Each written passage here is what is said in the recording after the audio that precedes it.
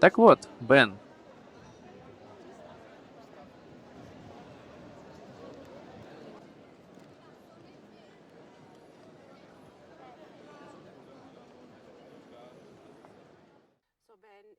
Вы живете в Беркли в Соединенных Штатах, и одно из ваших любимых занятий — носить с собой картонку, на которой написано, что вы идеальны.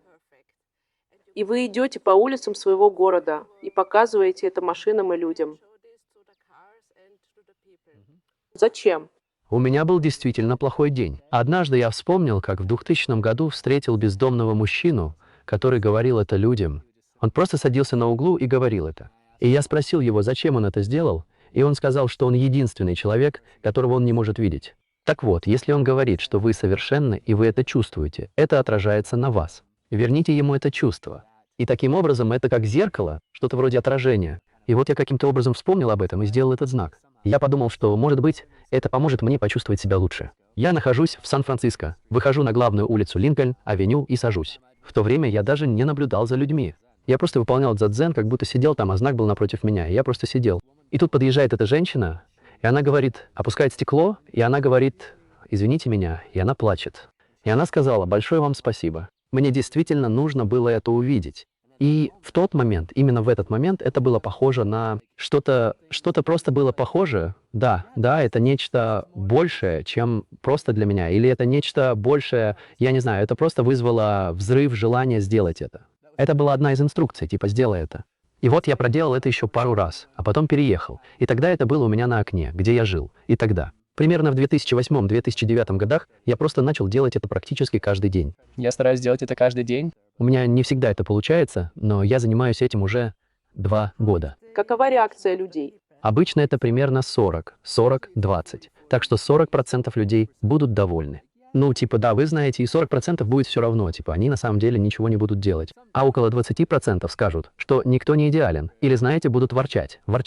Или даже некоторые люди скажут, пошел ты нахуй, и это здорово, потому что это идеально. Вы знаете, я действительно многому научился, когда отказывался от всего этого. Это все относится к социальному одобрению. Вы знаете, страхи, которые, по-видимому, у меня были, что они подумают, или что произойдет, или кто они такие, за что они судят меня, или как они судят меня. Я только что узнал, что, типа, я не знаю. Я не могу понять, что это такое. И я здесь не главный. Люди могут думать все, что им заблагорассудится. Кто я такой, чтобы говорить им, что я должен им нравиться? Я никому не обязан нравиться. Это моя работа. Вы знаете, это фраза Байрона Кейти, которую я действительно люблю. Это моя работа, нравится самому себе. Так что я научился этому, стоя там. Поначалу это было пугающе, но теперь все стало легко. Значит, вы считаете, что все идеальны, и в этом есть совершенство. Просто все так, как есть.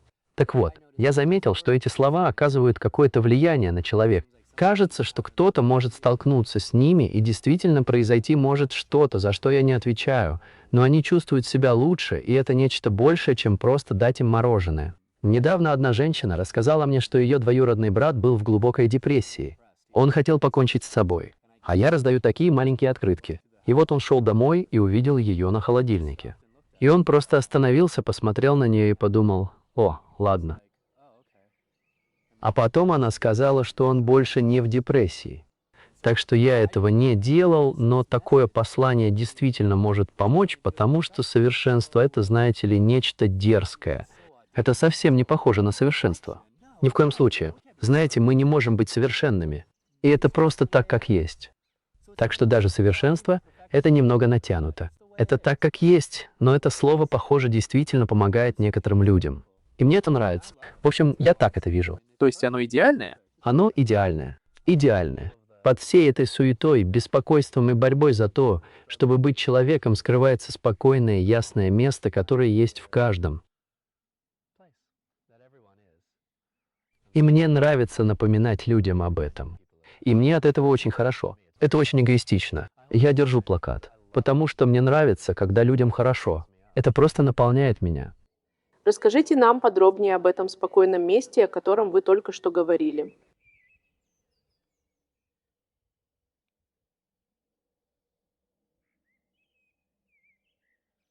Ну, если я начну рассказывать, то потеряю весь смысл. Это как будто все, что происходит в человеке, это как облака.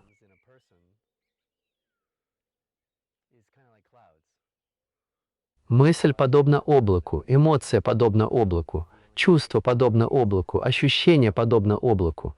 Но на самом деле человек — это небо. Это пространство, через которое все проходит. Но это поэзия. Никто не должен мне верить. Это то, что можно открыть, просто находясь наедине с собой, доверяя себе и исследуя собственный опыт. Все проходит, кроме вас.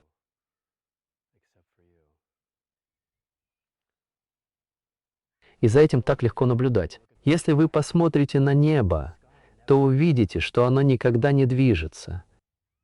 Облака движутся, пролетают самолеты, иногда появляется рекламный щит Coca-Cola, сверкает молния, гремит гром или светит солнце.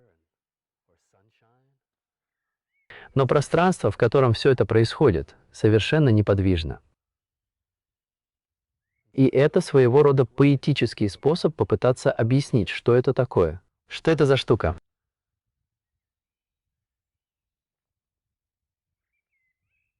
Об этом невозможно говорить, потому что для этого нет слов.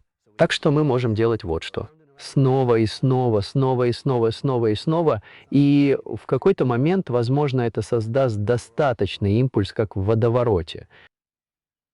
И это, я не знаю. На самом деле, я не думаю, что есть какой-то метод или что-то, что люди могут сделать, чтобы...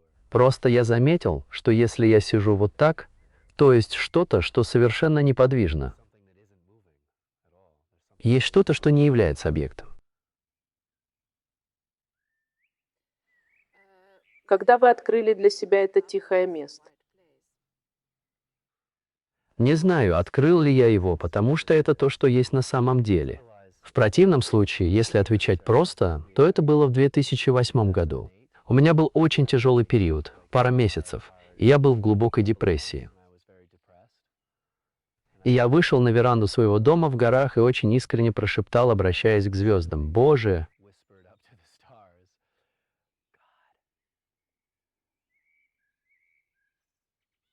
И ничего не произошло. Вот оно, небо. Это и есть то самое «ничего не произошло». И было много слез и эмоций. Но это еще одна из тех историй. Знаете, есть множество маленьких историй о людях и событиях, в которых что-то происходит. У некоторых людей нет никакой истории. Просто происходит какой-то сдвиг или постепенное изменение. А у других, знаете ли, все наши истории — это просто истории. Так что в каком-то смысле полезно их рассказывать, но также полезно и не верить в них, потому что иначе мы начинаем думать: «Черт, мне нужно такое же». Это должно произойти и со мной. А это не так, потому что это пространство всегда здесь. И даже то событие, когда личность изменилась или перестала быть растерянной, происходит в этом пространстве. И это пространство так легко и очевидно откликается на этот звук. То, что видит видео, это и есть это пространство.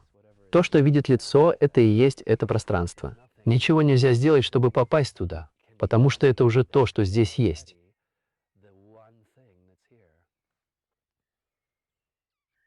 Я бы назвала это ловушкой просветления. Вам не обязательно переживать такой момент. Нет. И вам не нужно ждать, пока произойдет такой момент, и думать, что вы будете счастливы только тогда, когда в вашей жизни произойдет такое, если вы духовный искатель. Да, нет, совсем нет. Худшее, что может случиться, это если я буду думать, что со мной это произошло. Худшее, что может случиться, это принять какой-то опыт пробуждения на свой счет, потому что это не так. Это не личное. Это импульс, который выглядит так, будто он движется. И в этом импульсе было что-то вроде «я сказал Богу», но ответа не последовало.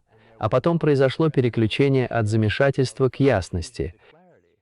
Но это ни с кем не случилось, это просто происходит.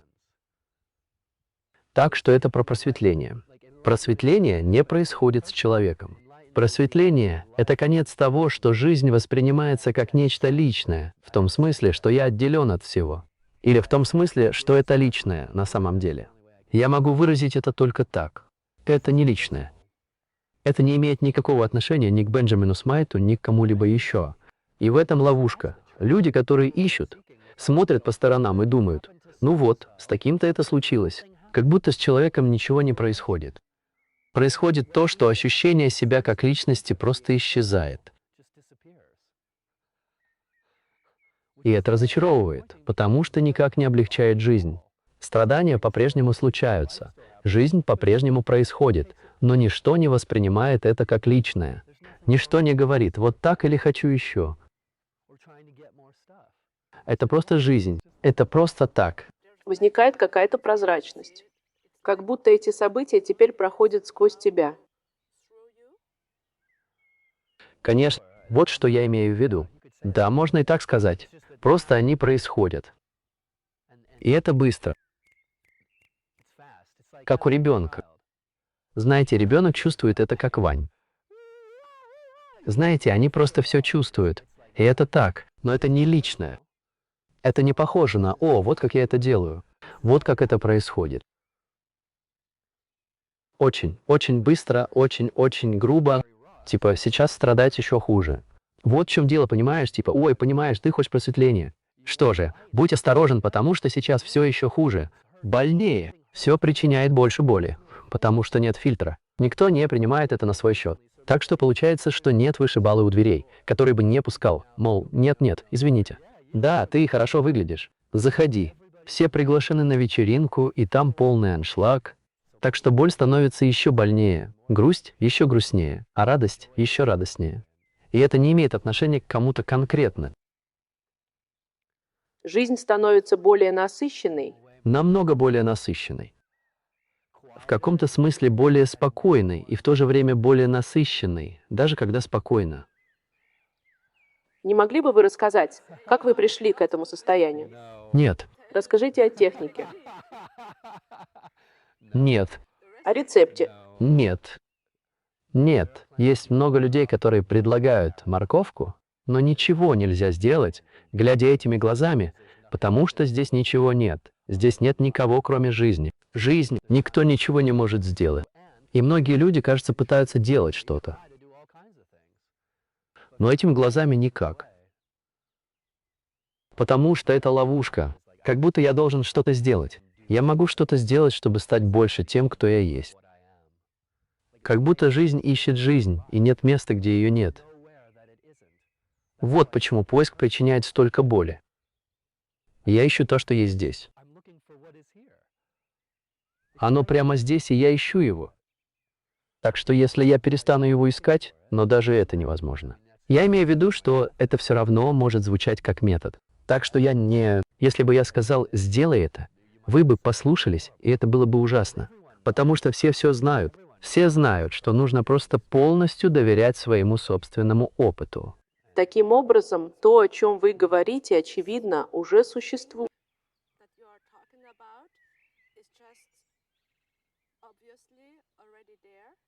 Это уже здесь, и это не какая-то захватывающая долгая любовь или экстаз. Это просто обычное явление.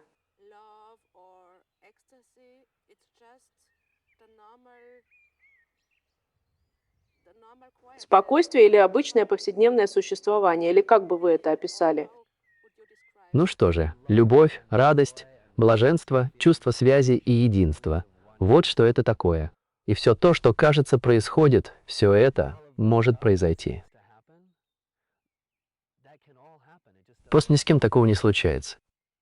А если этого не происходит, то может вообще не произойти. В ту минуту, когда возникнет необходимость в том, как должно выглядеть небо, я буду ждать. Вы знаете, это похоже на то, как будто я жду того, что, по моему мнению, должно произойти. Человек ищет то, чем он является на самом деле. Это все равно, что пытаться взглянуть на свое собственное лицо. Как вы собираетесь увидеть свое собственное лицо? Посмотрите на свое собственное лицо. Я имею в виду, как вы собираетесь это сделать. Я мог бы делать это вечно, но моя голова оторвется и закатится в эту штуку прежде, чем я увижу свое лицо. Итак, искатель ищет свое лицо, и оно уже есть. И это очень легко сказать. Это очень легко сказать. Так что они могут, и вы можете, вы знаете, в это не стоит верить. Просто именно поэтому поиск вызывает такое разочарование. Потому что вы ищете что-то, чем вы уже являетесь. Потому что то, что вы ищете, это то, что вы ищете. И вы никогда не сможете этого увидеть. Я принципиально непознаваем для самого себя. По сути, я вообще ничего о себе не знаю, потому что во мне нет ничего личного. Я не являюсь ни словом. Я не являюсь, я имею в виду, просто я ничего не знаю. Я не могу этого знать, потому что то, что могло бы это знать, это все еще оно. Это вот это. Это как если бы я пытался посмотреть на себя без зеркала. Как мне посмотреть на свое лицо? И в этом суть духовного поиска. Это как будто ты бегаешь кругами, пытаясь хоть мельком увидеть свое лицо. То есть это то, что каждый может почувствовать или осознать. Понятия не имею, потому что как только я это говорю, это становится приманкой, и тогда я такой: о, ну да, я не знаю, понятия не имею. Похоже на то, но я не знаю. Еще одна ваша особенность в том, что вы не берете денег за то, что делитесь этим посланием с людьми.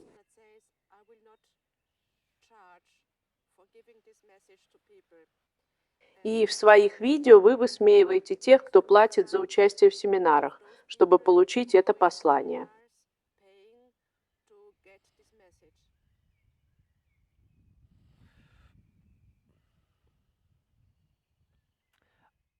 Я не высмеиваю людей. Я просто подтруниваю над самой идеей, что можно купить то, чем ты являешься. Я понимаю желание избавиться от страданий, потому что страдания причиняют боль. В этом нет ничего загадочного. Но сама идея, что от страданий можно избавиться, заплатив за это часть того, что здесь происходит. Это часть совершенства того, что здесь происходит. И мне нравится над этим подшучивать. Потому что, что бы это ни было, оно совершенно бесплатно. Похоже, что это уже есть в каждом из нас. И я не могу брать с вас деньги, потому что я вас люблю. Зачем мне брать деньги с того, кого я люблю? Зачем мне брать деньги с кого бы то ни было за то, кем он является? Как будто вы уже являетесь этим. А я прошу вас заплатить мне, чтобы я мог сказать вам: «Эй, знаешь что? Вы живы». Вы и так знаете, что вы живы. И может быть, да, это просто безумие. Безумие. И это часть того, что здесь происходит. Раньше у меня были большие проблемы с этим, но теперь это глупо. Глупо. Зачем мне злиться? Люди будут делать то, что делают. Они будут платить за бесплатную информацию, пока не перестанут. И это нормально. Это нормально. В смысле, я тут ни при чем. Я не могу. Нет, это правильно, это неправильно. То есть это бред. Я тут ни при чем. Я просто говорю: эй, послушайте, может, вам и не нужно это покупать. Но как только я говорю: о нет, вы поступаете глупо, это бред. Я не какой-то особенный. Я не могу указывать людям, что им делать, а что нет. И мне нравится над этим подшучивать, потому что я считаю это безумием. Боже мой, это все равно, что платить за то, чтобы хлопать в ладоши. Это просто безумие. Вы и так можете это делать. Вы уже это умеете. Что мы пытаемся купить? Есть духовные учителя, которые дают людям надежду, но не говорят о просветлении или недвойственности так, чтобы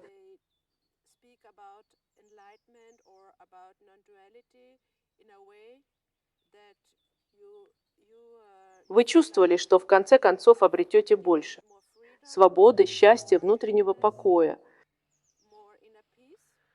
Да, То есть вы бы не сказали, что сейчас вы свободнее, счастливее и спокойнее, чем раньше.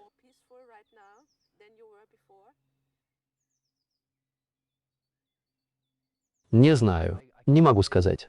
Могу лишь сказать, что нет больше путаницы. Страдания никуда не делись. Тело по-прежнему болеет, по-прежнему есть грусть и радость. Но путаницы больше нет. Это как внезапное пробуждение. Понимаете, никто ничего не получает. Ничего не меняется, кроме того, что больше нет путаницы. Нет никакой большой награды в конце. И все же это продается. Некоторым людям очень полезно думать, что это существует. Я просто так не делаю. Я ничего не предлагаю. Надежды нет. Но и безысходности тоже нет. Есть только сидение на стуле. Есть только жизнь такой, какая она есть. Так что люди, которые хотят, чтобы было решение проблем, связанных с тем, что ты человек, это прекрасно. И есть много людей, которые что-то предлагают. Они говорят, попробуйте этот метод медитации, или осознайте, что вы — это ваше сознание, или сделайте то-то, или знаете, это же прекрасно. Я просто так не делаю, потому что с этой точки зрения ничего не поделаешь, потому что все это в конечном счете оказывается выброшенным на ветер.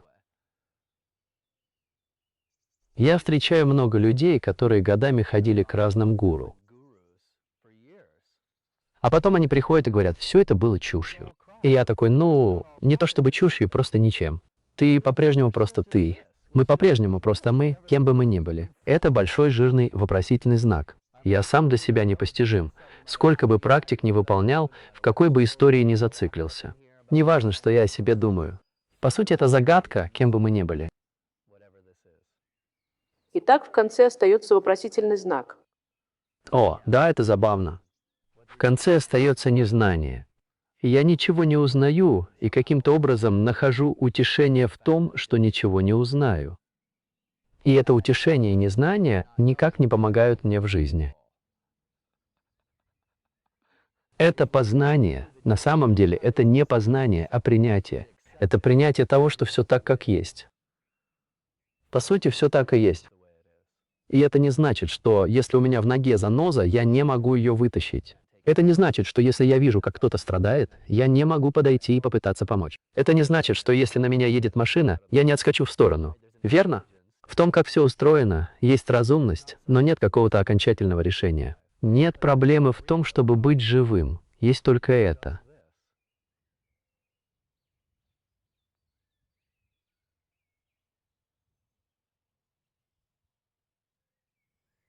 То есть вы считаете, что неправильно учить какому-то методу.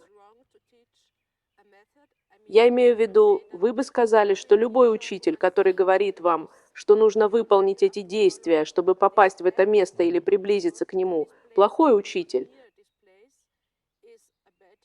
Я бы не сказал, что они плохие учителя.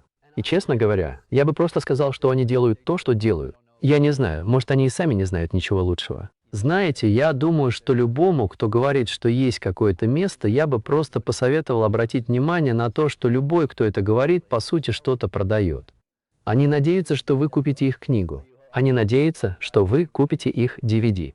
В каком-то смысле их жизнь оплачивается за счет этого предложения. В этом нет ничего плохого, но знать об этом полезно. Если я хочу у кого-то учиться, я хочу знать, в чем его мотивация.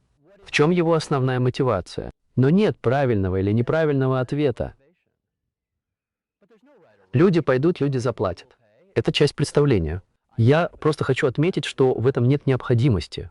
Но никто не может ошибиться.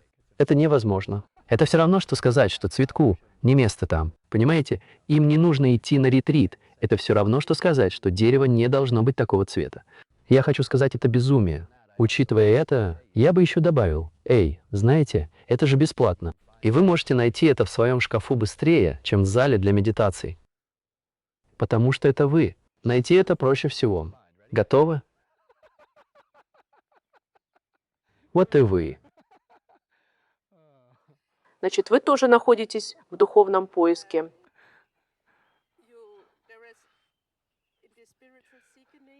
Многие говорят, что эго должно умереть.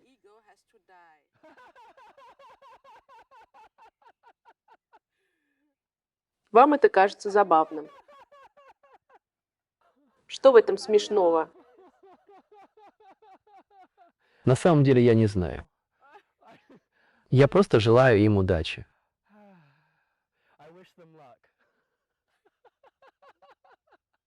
В попытках убить это эго. Итак, по вашему опыту, эго нельзя убить или оно не может исчезнуть?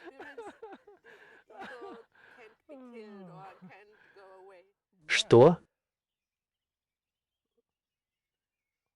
О чем мы вообще говорим? Об эго, которое говорит, что вы отдельная личность. Вот о чем мы говорим. Хорошо. Давайте я попробую найти его.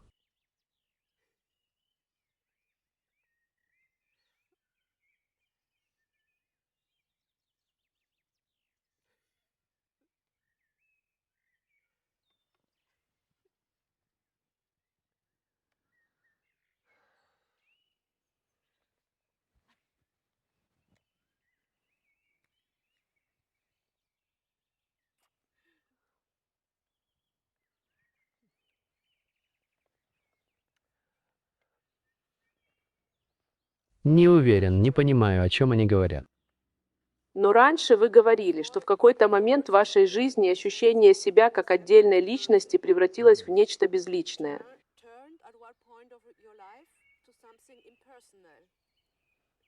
Так что фраза «эго должно умереть» может означать, что личное превращается в безличное.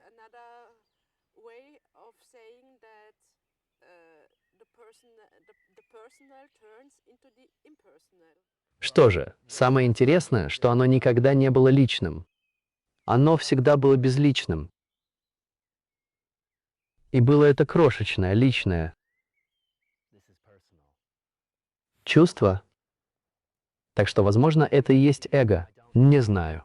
Не знаю. Не понимаю, что это значит. Убить эго.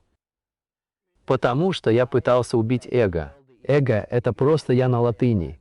Давайте попробуем еще раз. Я пытаюсь убить я. Как? Что значит как? Где эта отдельная сущность, которую нужно убить? То, что личное становится безличным, происходит не с кем-то, а с жизнью. Это происходит не с человеком. Когда не было человека, отдельного от всего этого, от этого. Вот почему я, в общем, просто не понимаю. Раньше я верил в эту идею. Убей эго, убей эго. Знаете, я сидел и пытался убить эго, и это было просто смешно. Что это вообще такое? Вы были дзен-буддистом? Ну, я сидел в дзен-буддийском центре. На самом деле, я никогда не был его частью, не соблюдал никаких обетов и так далее. Они настоящие дзен-буддисты, и я хочу выразить им свое уважение. Но я сидел, смотрел и пытался убить это эго. И оно так и не умерло.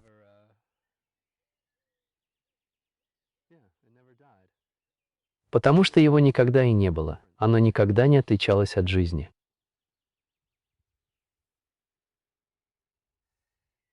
Итак, как вы живете в Беркли? Вы проводите лекции. Путешествуете по миру с лекциями.